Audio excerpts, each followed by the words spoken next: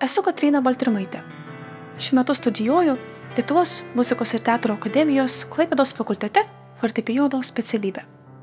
Tapyti pradėjau būdama 11 metų, po dešinės rankos traumos, todėl pirmieji eskizai buvo nutapyti kairiąja ranka.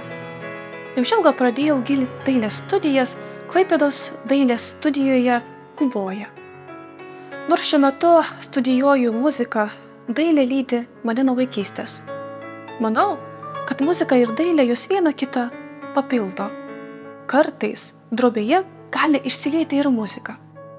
Todėl tapydama prisimenu vieną žymiausių Lietuvos kompozitorių Mikalojų Konstantiną Čiurlionį, kuris savo kūryboje sujungė ir muziką, ir dailę, bei įtvirtino jų darną.